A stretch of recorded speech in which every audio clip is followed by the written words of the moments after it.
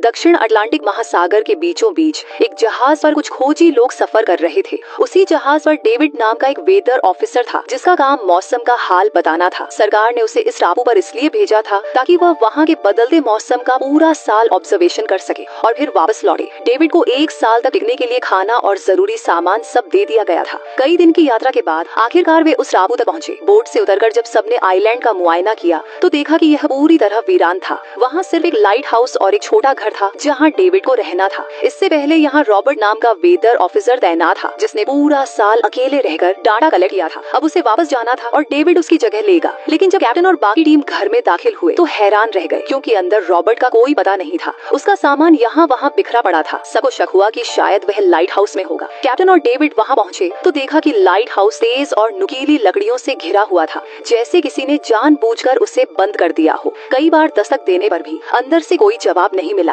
अंत में जब उन्होंने दरवाजा तोड़ा तो अंदर ग्रूनर नाम का आदमी मिला। जब उससे रॉबर्ट के बारे में पूछा गया तो उसने कहा वह मर गया है, समंदर की तरफ गया था, कभी लौटकर नहीं आया। ये सुनकर सब चौंक गए। कैप्टन ने डेविड से कहा कि चाहे तो अभी जहाज के साथ लौट चलो, लेकिन डेविड ने मना कर दिया। उसे उम्मीद थी कि सरकार को सटीक मौसम रिपोर्ट देने पर उसे अच्छी खासी रकम मिलेगी। कैप्टन ने उसे एक गन दी और चेतावनी देकर चला गया कि यह जगह सुरक्षित नहीं लगी। अब डेविड अकेला रह गया। डेविड ने घर व्यवस्थित किया। रात को उसे एक दराज में रॉबर्ट की डायरी मिली जिसमें टापू और रहस्यमयी प्राणियों का जिक्र था। कुछ स्केच भी बने थे। अगले दिन मौसम का डाटा लेने गया तो समंदर किनारे अजीब तरह से सजाए गए पत्थर और शेल्स देखे। उसने सोचा ये ग्रूनर का काम होगा। वो फिर से अपने काम में लग गया। काम करते करते उसने दूरबीन से लाइट हाउस की ओर देखा तो पाया कि ग्रूनर के साथ एक और आदमी खड़ा है, लेकिन पलक झपके ही वो नजर से ओझल हो गया। डेविड ने दोबारा ध्यान से देखने की कोशिश की मगर अब वहाँ कुछ भी नहीं था। उसे लगा शायद यह उसका भ्रम है। रात को डेविड अपने काम में व्यस्त था कि अचानक दरवाजे पर दस्तक हुई। उसे लगा शायद ग्रूनर आया होगा। उसने आवाज देकर पुकारा लेकिन कोई जवाब नहीं मिला। हाथ में लैंप लेकर जैसे ही वो दरवाजे की तरफ बढ़ा, अचानक उसके कानों में कुछ अजीब सी आवाजें गूंजने लगी जो इंसान की बिल्कुल भी नहीं थी। तभी उसने देखा कि गेट के नीचे से किसी अजीब से जीव का हाथ अंदर घुसने की कोशिश कर रहा है।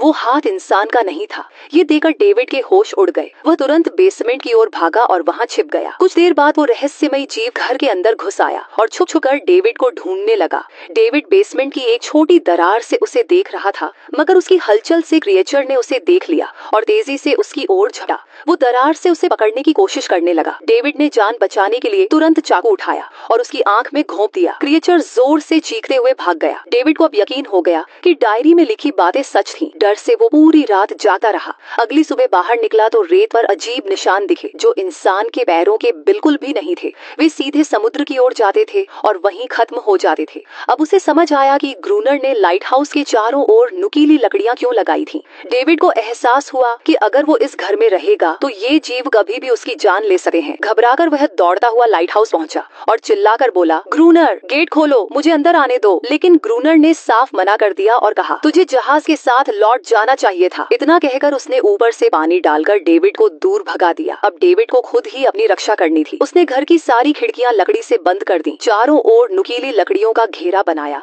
और गेट के बाहर पुराने कागज व किताबें रखकर उन पर तेल छिड़क दिया ताकि हमला होने पर आग लगाकर जीवों को भगाया जा सके। तभी उसे घर में एक पुराना बॉक्स मिला जिसमें एक बंदूक और बहुत सारी गोलियां थीं। ये देखकर उसमें जीने की थोड़ी उम्मीद जागी। सूरज ढलते ही उसका डर और बढ़ गया। वह बंदूक लेकर घर के कोने में चुपचाप बैठा था। तभी उसे बाहर से अजीब आवाजें सुनाई दी। खिड़की से झांककर देखा तो समुद्र से कई सारे वही जीव उसकी ओर बढ़ रहे थे। कुछ ही देर में वे सब मिलकर दरवाजा तोड़ने लगे। डेविड ने तुरंत गोलियां चलाई जिनसे कुछ क्रिएचर वहीं गिरकर मर गए। उसे लगा आवाज सुनकर बाकी भाग जाएंगे, लेकिन इसके उलट वे और भी ज्यादा उग्र हो गए। तब डेविड ने अपना प्लान अपनाते हुए गेट के बाहर रखे कागज और किताबों में आग लगा दी। आग देकर वे समुद्र की ओर लौट गए, लेकिन वही आग धीरे धीरे उसके घर तक फैल गई। लकड़ी का बना घर जलने लगा। डेविड ने तुरंत खुद को चादर में लपेटा और बाहर निकलकर लाइट हाउस के पास एक बड़े पत्थर के पीछे छिप गया। गोलियां चलाने के दौरान उसके हाथ में गहरी चोट भी लग गई थी। तभी अचानक तेज बारिश शुरू हुई और आग धीरे धीरे बुझ गई, लेकिन सुबह तक उसका घर पूरी तरह जलकर राख हो चुका था। अब उसके पास सिर्फ एक ही रास्ता था, लाइट हाउस में पनाह लेना। वह अपनी राइफल लेकर पत्थरों के बीच छुप गया और ग्रूनर का इंतजार करने लगा। जब ग्रूनर पानी भरने बाहर आया तो डेविड धीरे धीरे उसके पीछे चल पड़ा। तभी अचानक एक अजीब क्रिएचर ने डेविड पर हमला कर दिया। किसी तरह उसने उसे काबू में कर लिया। डेविड उसे मारने ही वाला था कि ग्रूनर ने रोक दिया और कहा, रुको, यह मेरा पालतू है। डेविड ने गोली नहीं चलाई और तुरंत शर्त रख दी, अगर इसे जिंदा रखना है तो मुझे लाइट हाउस हाउस में रहने दो वरना मैं इसे मार दूंगा। मजबूरी में ग्रूनर मान गया क्योंकि डेविड के पास ढेर सारा खाना और गन पाउडर था। फिर डेविड और ग्रूनर ने मिलकर सारे सामान को लाइट हाउस में शिफ्ट किया। लाइट हाउस में जाते ही डेविड तके सो गया। क्रिएचर डेविड का हाथ चाट रहा था। जब डेविड नींद से जागा तो उसने देखा कि इस क्रिएचर के चाटने की वजह से उसका हाथ पूरी तरह ठीक हो चुका है। ये देखकर डेविड दंग रह गया। अब डेविड ग्रूनर से इस क्रिएचर के बारे में और जानना चाहता था और फिर यह सब दुनिया के सामने लाना चाहता था क्योंकि ये किसी चमत्कार से कम नहीं था। डेविड ने सोचा कि अगर इस क्रिएचर का रहस्य सामने लाया जाए तो वह और ग्रूनर दोनों नाम और दौलत कमा सकते हैं। लेकिन ग्रूनर को इस सब में कोई दिलचस्पी नहीं थी। वह इस आइलैंड से कहीं नहीं जाना चाहता था। इस दुनिया में उसका अब कोई नहीं बचा था और उसके लिए यह आइलैंड ही उसका साम्राज्य था। वह खुद को यहाँ का राजा समझता था। इसी वजह से उसने आइलैंड के कई हिस्सों में लिख दिया था ग्रूनर यहाँ का बादशाह है। लेकिन डेविड यह समझ नहीं पा रहा था कि यह अजीब सा क्रिएचर आखिर ग्रूनर की बात क्यों मानता है। तब ग्रूनर ने बताया कि एक बार उसने उसकी जान बचाई थी। वह गलती से उसके फिशिंग नेट में फंस गई थी। उस वक्त वह छोटी थी और तभी से उसके साथ रह रही है। उसकी हर बात मानने लगी। लेकिन ग्रूनर सख्त मिजाज इंसान था। वह इस क्रिएचर के साथ बेहद बुरा बर्ताव करता था। हर दिन वह इसे अपनी हवस का शिकार बनाता था। एक बार इस क्रिएचर ने उस पर हमला भी किया था और बदले में ग्रूनर ने उसे इतनी भयानक सजा दी कि उसके बाद से उसने खुद को ग्रूनर की गुलाम मान लिया। ग्रूनर ने यह भी बताया कि हर रात समुद्र से क्रिएचर्स बाहर इसलिए आते हैं ताकि अपनी साथी को छुड़ाकर ले जा सके। लेकिन ग्रूनर ऐसा होने नहीं देता। वे दिन में हमला नहीं कर सकते क्योंकि सूरज की रोशनी उनकी त्वचा जला देती है। डेविड अब यहाँ और नहीं रहना चाहता था। वह किसी भी तरह आइलैंड से भाग निकलना चाहता था। तभी शाम हुई और ग्रूनर ने कहा, गन लेकर तैयार हो जाओ, क्रिएचर्स किसी भी वक्त हमला कर सकते हैं। दोनों लाइट हाउस की लाइट ऑन करने के लिए तैयार हुए और कुछ ही देर में समुद्र से बड़ी संख्या में क्रिएचर्स बाहर आ गए। वे लाइट हाउस की तरफ बढ़ने लगे। ग्रूनर लगातार फायर करता रहा लेकिन डेविड डर के मारे लाइट हाउस के अंदर जाकर कोने में छिप गया। ग्रूनर जितना भी कहता डेविड बाहर नहीं आया और कुछ देर बाद वहीं बेहोश हो गया। ग्रूनर पूरी रात अकेले इन क्रिएचर्स से लड़ता रहा। अगली सुबह उसने गुस्से में डेविड के मुंह पर पानी डालकर कहा, अगर जिंदा रहना है तो इनकी जान लेनी होगी, नहीं तो मैं तुम्हें लाइट हाउस से बाहर निकाल दूंगा और तुम्हें मेरी हर बात माननी होगी। रोज पानी लाना, छोटे बड़े काम करना और रात में गार्ड ड्यूटी करना। अब डेविड के पास कोई और चारा नहीं था। वह मजबूरी में ग्रूनर की हर बात मानने लगा। लेकिन एक चीज थी जो उसे बिल्कुल पसंद नहीं आई, ग्रूनर का उस फीमेल क्रिएचर को रोज अलग अलग तरीकों से टॉर्चर करना। रात हुई और दोनों फिर गार्ड ड्यूटी के लिए तैयार हो गए। समुद्र से क्रिएचर्स फिर बाहर निकले लेकिन आज डेविड को डर नहीं लगा। उसने फायरिंग शुरू कर दी मगर आज ग्रूनर ने कुछ भी नहीं किया। उसने डेविड को बाहर छोड़कर लाइट हाउस का गेट बंद कर लिया और खुद अंदर बैठ गया ताकि डेविड खुद सीख सके कि क्रिएचर्स से कैसे लड़ना है। रात भर लड़ते लड़ते डेविड थक गया और सुबह जब ग्रूनर ने गेट खोला तो देखा कि डेविड खून में लथपथ बाहर बैठा था। लेकिन अब उसने लड़ना सीख लिया था। इसी तरह दिन गुजरते गए। रात को क्रिएचर्स से जंग और दिन में लाइट हाउस के काम। यह आइलैंड अब डेविड के लिए एक बंद कैद खाना बन गया था। वह हमेशा सोचता कि कब यहाँ से निकलकर आजादी की सांस लेगा। धीरे धीरे डेविड और उस फीमेल क्रिएचर के बीच एक अजीब सा रिश्ता बनने लगा। उसे उसके लिए दया आने लगी। अब वह समझ चुका था कि अपने लोगों को छोड़कर अकेले रहना कितना मुश्किल होता है। शायद वह क्रिएचर भी यही महसूस करती थी। डेविड ने उसे एक नाम भी दे दिया, अनारियस। दिन गुजरते रहे और फिर एक दिन उन्होंने देखा कि क्रिएचर्स के हमले धीरे धीरे कम होते जा रहे हैं। डेविड सोच रहा था शायद वे प्राणी सर्दियों में कहीं और चले गए हो या फिर उन्हें यह समझ आ गया हो कि इन दोनों से लड़कर कुछ हासिल नहीं होगा। लेकिन ग्रूनर ने तुरंत कहा कि ऐसा बिल्कुल नहीं है। वह यकीन से कह रहा था कि वे जरूर वापस आएंगे और इस बार बड़ी संख्या में आएंगे। कुछ दिन ऐसे ही बेचैनी में बीत गए। एक रात डिनर के बाद डेविड और ग्रूनर शतरंज खेलने बैठ गए। खेल में दोनों इतने डूब गए कि उन्होंने लाइट हाउस की रोशनी जलाना ही भूल गए। अंधेरे का फायदा उठाकर प्राणियों ने हमला कर दिया। डेविड ने देखा कि उनकी संख्या इतनी ज्यादा थी कि दोनों मिलकर भी उन्हें देर तक रोक नहीं सकते थे। गोलियां भी लगभग खत्म हो चुकी थी और कोई प्लान भी नहीं था। दोनों किसी तरह बचते बचाते लाइट हाउस की छोटी तक पहुंचे। लेकिन इस दौरान ग्रूनर के पैर में गहरी चोट लग गई। हालत ऐसी थी कि दोनों को लगा अब मौत पक्की है। लेकिन तभी सूरज निकल आया। जैसे ही पहली किरणें समंदर पर पड़ी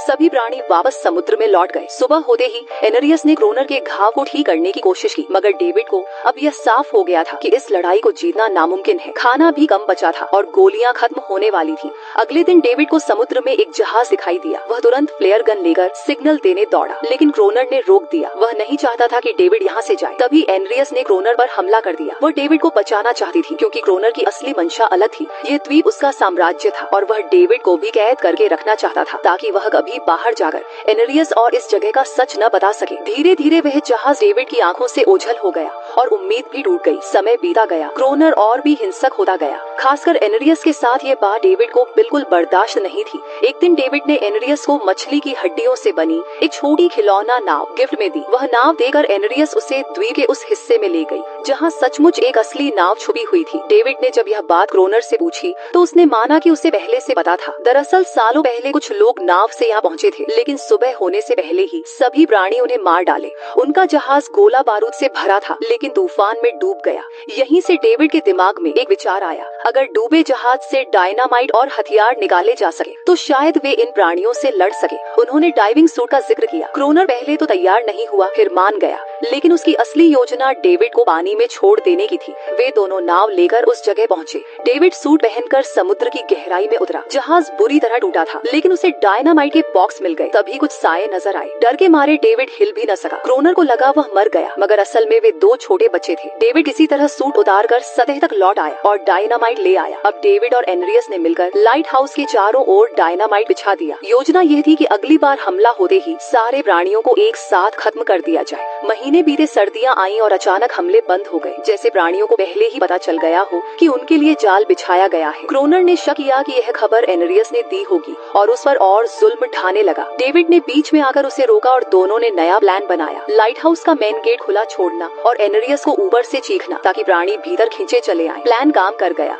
जैसे ही एनरियस की आवाज गूंजी, प्राणी गुस्से से भरकर बाहर निकले और सीधे गेट की ओर दौड़े। डेविड ने उन्हें रोकने की कोशिश की। क्रोनर ने डायनामाइट का लीवर दबाया, लेकिन विस्फोट नहीं हुआ। डेविड से पहले कनेक्शन छूट गया था। वह ऊपर दौड़ा और तार जोड़ने लगा, जबकि क्रोनर प्राणियों को रोक रहा था। जैसे ही तार जुड़ा, पहला धमाका हुआ और कई प्राणी खत्म हो गए, मगर अभी भी कई बाकी थे। क्रोनर ने दूसरा लेयर भी ब्लास्ट कर दिया और जबरदस्त धमाके से दोनों बेहोश हो गए। सुबह जब होश आया तो चारों ओर मरे हुए प्राणियों के शव बिखरे थे। एनरियस गायब थी। क्रोनर बचे हुए जख्मी प्राणियों को मार रहा था। तभी डेविड की नजर एक तड़पते प्राणी पर पड़ी जिसके गले में एक नेकलेस लगा था। उस पर डेविड को एहसास हुआ कि वे इंसानों की तरह ही थे। परिवार, बचे, रिश्ते बस बोल नहीं सकते थे। यह सब एक गलतफहमी थी, लेकिन क्रोनर के लिए यह सब बेकार था। प्राणी कभी वापस नहीं आए, मगर हर रात समुद्र से रोने की आवाजें आती रहीं। डेविड जान गया कि उन्होंने कितनी जिंदगियां उजाड़ दी। एक सुबह उसने किनारे पर उन छोटे बच्चों को देखा जिन्होंने अपने परिवार खो दिए थे। उसने पत्थरों का एक घेरा बनाया और उसमें वह खिलौना नाव रख दी, उम्मीद करते हुए कि एनरियस लौट आएगी, लेकिन वह कभी नहीं आई। कुछ दिनों बाद डेविड को क्रोनर की पुरानी चीजों में एक फोटो मिला। वही औरत जिसकी तस्वीर उसने ऑफिसर रॉबर्ट की डायरी में देखी थी। असल में वह क्रोनर की पत्नी थी और फोटो में क्रोनर उसके साथ खड़ा था। यही सच सामने आया। क्रोनर और कोई नहीं बल्कि वही वेदर ऑफिसर रॉबर्ट था। वह मरा नहीं था, बस अपनी पहचान बदल चुका था।